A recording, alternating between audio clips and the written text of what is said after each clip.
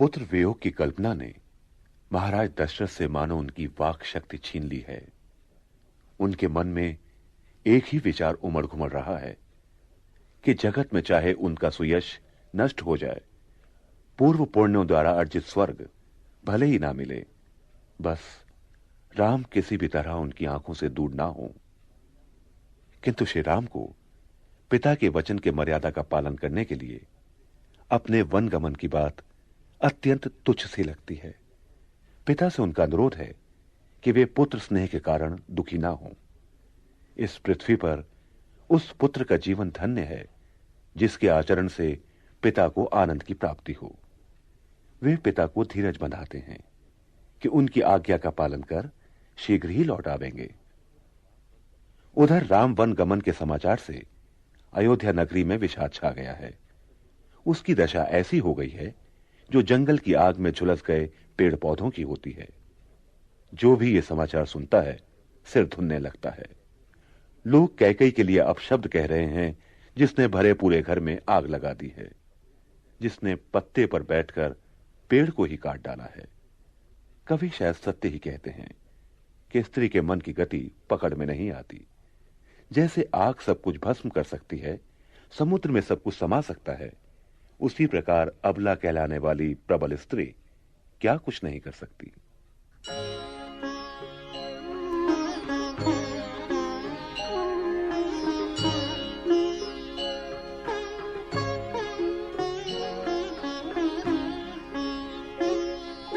मंगल समय स्नेह बस सोच परिहरियतात, आय सुदेय हर्षिहिय कहीं पुल के प्रभुगात।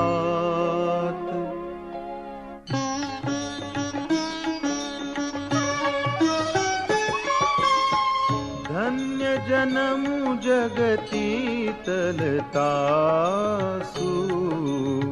पितहि प्रमोदु चरित सुनि जासु। चारि पदारथ करतल ताके, प्रिय पितु मातु प्राण सम जाके।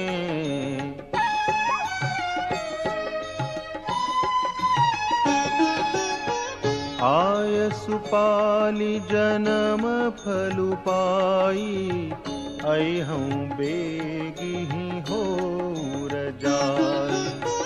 बिदा मातु सन आवऊं मागी, चलिहूं बनहि बहुरी पगलागी।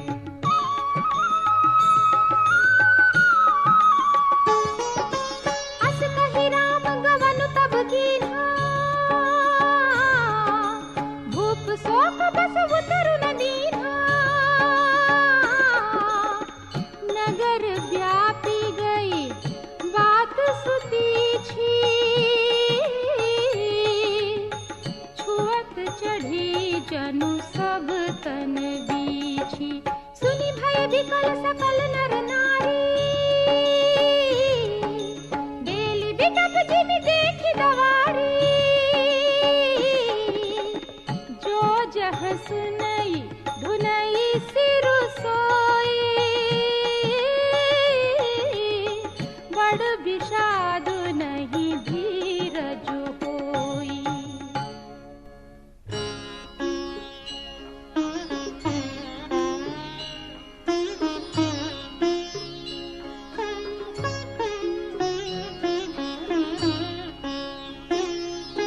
मुख सुखाहि लोचन स्रवहि, शोकुन हृदय समाई। मनहु करुण रस कटकई, उतरी अवध बजाई।